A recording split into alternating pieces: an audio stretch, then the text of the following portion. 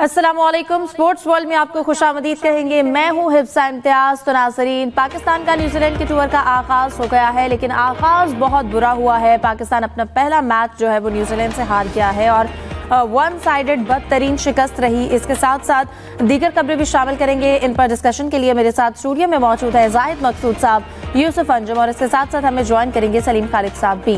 तमाम गेस्ट को वेलकम कहूँगी। सबसे पहले मैं जाहिद साहब आपसे आगाज़ करूँगी। कहिएगा, जो मैच हुआ पहला, पाकिस्तान हार गया, क्या कहेंगे इस पर? देखें, एक तो खैर नए खिलाड़ी थे टीम में, ज़ाहिर है जब यह टीम यहाँ से गई है तो सभी जानते थे, हम भी जानते थे और टीम मैनेजमेंट को भी पता होगा कि वहाँ की कंडीशंस मुख्तलिफ हैं। क्राइस्ट चर्च में अमूमन लो स्कोरिंग मैच होते हैं। जो लास्ट मैच हुआ था, शाहीन अफरीदी की क़यादत में 134 रन बना पाई थी पाकिस्तानी टीम, लेकिन बॉलिंग इतनी अच्छी हुई थी। इफ्तिखार अहमद ने 3 या 4 विकेटें ली थी और 92 पे ढेर हो गई थी न्यूजीलैंड की टीम। लेकिन ये जो मैच है ये बिल्कुल ही वन साइडेड हुआ। पहले पाकिस्तान की बैटिंग नाकाम हुई, उसके बाद पाकिस्तान की बॉलिंग नाकाम हुई। असल जो है वो बैटिंग ही नाकाम हुई, क्योंकि इतना कम स्कोर था और पावर प्ले में आपको याद होगा कि 4 विकेटें पाकिस्तान की गालबन 11 रन पर गिर चुकी थी। तो इसलिए जो है पाकिस्तान की कहना चाहिए कि कम बहुत ही मायूसकुन परफॉर्मेंस है पाकिस्तान की। और बॉलिंग तो ऐसे लगता था कि बिल्कुल बॉलिंग पे भी असर नहीं है। और इन्होंने जो चेंजेस किए, अगर पिछली टीम को देखा जाए T20 से जो चेंजेस किए हैं उसमें 3 या 4 प्लेयर नहीं थे। साइम अयूब तो अनफिट हुए, बड़ी देर से बाहर बैठे हैं, और बबर नहीं थे, रिजवान नहीं थे, और लेकिन बहुत बड़ी चेंजेस यही थी 2 या 3। लेकिन इन प्लेयर से उम्मीद तो थी कि कम अज़ कम फाइट करेंगे, लेकिन उस पर बिल्कुल तवक्कुआत पूरी नहीं कर सके।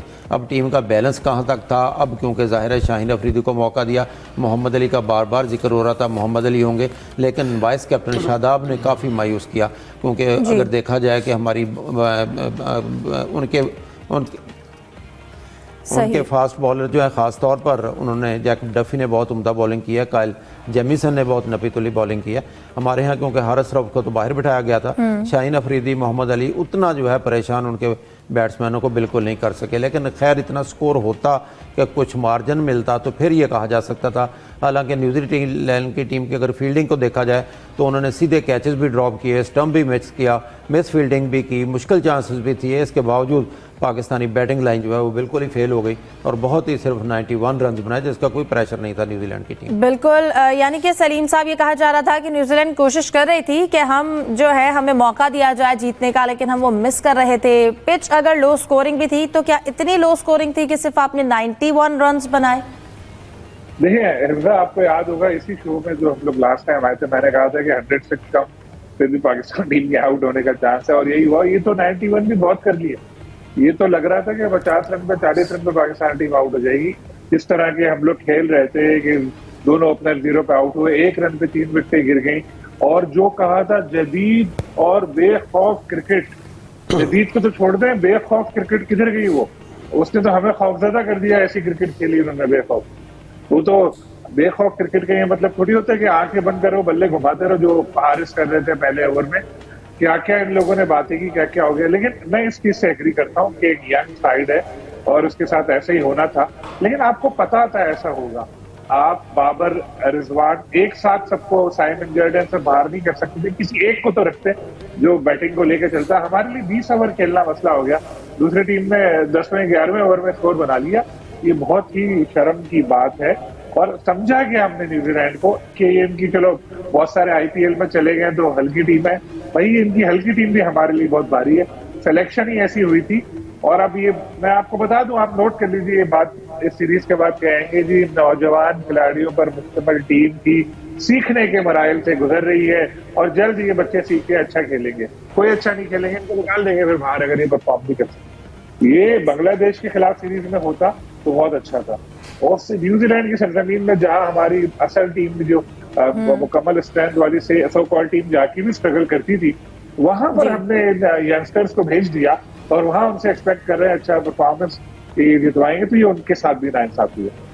यूसुफ साहब, क्या वाकई में जिस तरह से टीम का इंतखाब किया गया, फिर जैसे कि जाहिद साहब ने बॉलिंग की बात की, हमने पहले भी देखा कि हमारे जो बॉलर्स हैं उनकी काफ़ी स्ट्रगल रही है अपनी बॉलिंग को लेकर। ठीक है, इतना स्कोर नहीं था कि वो विकेट्स जल्दी ले पाते, लेकिन फिर भी जितनी भी बॉलिंग की, आपको क्या लगता है वो स्ट्रगल नज़र आई हमेशा ही इनकी बॉलिंग में? हिफ्ज़ा, इस बात का तो अंदाज़ा था कि पाकिस्तान टीम को न्यूजीलैंड में खासी स्ट्रगल का सामना करना पड़ेगा। जिस तरह की परफॉर्मेंस पाकिस्तान टीम ने पहले मैच में दी, इसका तो बिल्कुल तवक्को भी नहीं की जा सकती थी।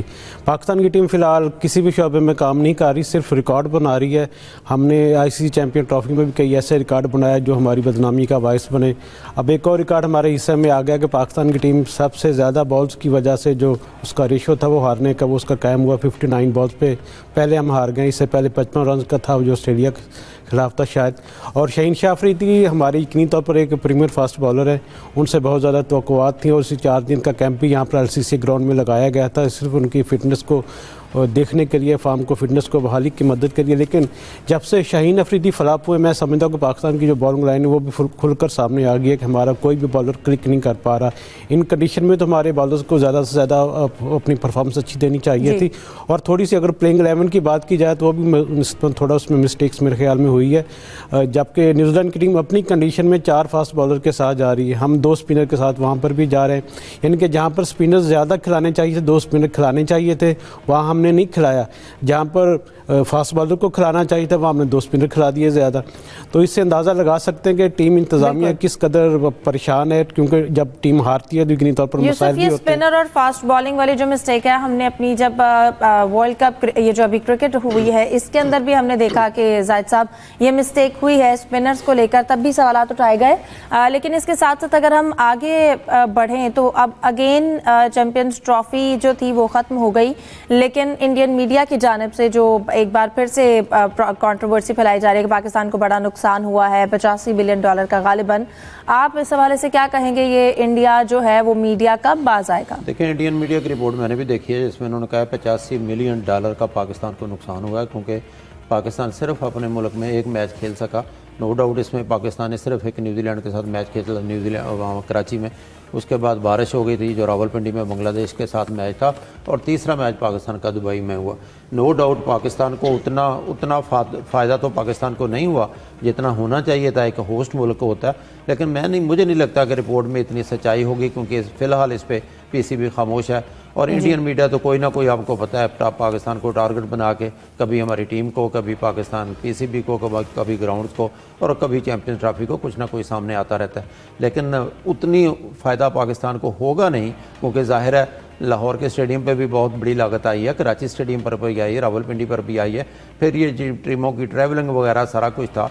लेकिन फ़ायदा तो होगा पाकिस्तान को, लेकिन उतना नहीं जितना कि एक होस्ट कंट्री को होता है जब उसको मेज़बानी दी जाती है। तो इंडियन मीडिया की रिपोर्ट जो होती हैं, आपको पता है, सारा उसको मिनोवन तस्लीम करना तो बहुत मुश्किल होता है और बहुत ही मुश्किल से हजम होती हैं इनकी रिपोर्ट। बिल्कुल, कुछ चीज़ें तो मानने में भी नहीं आती हैं, लेकिन इंडियन मीडिया हमेशा से झूठी खबरें फैलाता ही रहता है। मैं आपकी जानिब आऊँगी सलीम साहब। वज़ीर खेल सिंध की जानिब से भी हमने देखा कि कुछ दिन पहले उन्होंने बयान दिया और डाइट और न्यूट्रिशन पे उन्होंने खिलाड़ियों की काम करने का कहा। कुछ अच्छी स्टेटमेंट भी उनकी जानिब से दी गई है। हम भी बात करते थे ज़रा प्लेयर्स को यकीनी पिलाएं, थोड़े से इनके हाथ पाँव मजबूत हों। देखें, बात यह है कि इस तरह के बयानात क्रिकेट के हवाले से वही देना चाहता है जो न्यूज हेडलाइंस में आना चाहता है।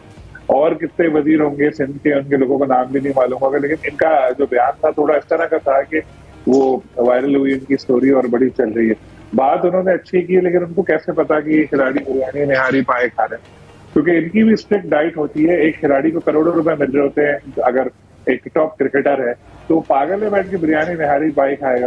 क्योंकि मैं खुद कई खिलाड़ियों के साथ मेरी मुलाकात वगैरह होती है, तो ये खाने पीने में बड़ी एहतियात करते हैं। हाँ, अगर रिटायर हो जाए उसकी बात और होती है।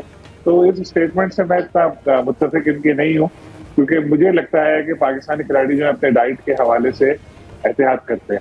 अच्छा, इसमें जो इंडियन मीडिया वाली आपने बात बोली थी, उसमें मैं थोड़ा ऐड करना चाहूंगा कि PSL को हुए में कितना टाइम हो गया, गालिबन 1 साल होने वाला है। जो उसके अकाउंट से अभी तक वो फाइनल नहीं हो सके, तो चैंपियंस ट्रॉफी का तो भी 1 महीना भी नहीं हुआ, उसके अकाउंट फाइनल कर लेगा पाकिस्तान क्रिकेट बोर्ड? इतने तेज लोग हैं या ICC वाले? इसमें तो बहुत टाइम लगेगा। और इतनी एक्यूरेट फिगर्स इनको कौन दे देता है आगे, जो ये क्लेम करते हैं? ये बिल्कुल, जैसा हमने कहा ना कि हर खबर पर भी कुछ मुश्किल से हजम क्या, कुछ बिल्कुल ही मानने वाली नहीं होती है। बिल्कुल एंडिंग पे मैं यूसुफ साहब आपसे कमेंट लेना चाहूंगी। आज एक बड़ी अच्छी चीज़ है, पाकिस्तान स्पेशल ओलंपिक्स का जो दस्ता है 6 गोल्ड मेडल्स के साथ उसकी वापसी हो रही है। ये सफ़र उनके लिए यकीनन अच्छा रहा होगा। जी बिल्कुल, खेलों में अक्सर अगर खबर कोई अच्छी हमें सुनने को मिली है तो वो स्पेशल ओलंपिक पाकिस्तान के दस्ते की तरफ से मिली है कि 6 गोल्ड 3 सिल्वर 3 ब्रॉन्ज उन्होंने हासिल किया। और ख़ासतौर पर अगर बात की जाए मनाहल, सबूर, और मुनीबुर रहमान की, तो उन्होंने बड़ी ज़बरदस्त परफॉर्मेंस दी और ख़ास स्नो शूटिंग और क्रॉस कंट्री एथलेटिक्स में उन्होंने ज़बरदस्त अपने परफॉर्मेंस देकर मुल्क का नाम रोशन किया। ये पहली दफ़ा नहीं है कि स्पेशल ओलंपिक पाकिस्तान के दस्ते ने बाहर जाकर मुल्क का नाम रोशन किया। इससे पहले जितने हमने बिल्कुल हमारे लिए यही अच्छी बात है कि चलें कहीं से अच्छी खबर सामने आ रही है। स्पेशल ओलंपिक्स गोल्ड मेडल के साथ वापस आ गया है। आज के प्रोग्राम का वक्त खत्म हुआ है। तमाम मेहमानों का शुक्रिया। प्रोग्राम से इजाजत दीजिए। अल्लाह हाफिज।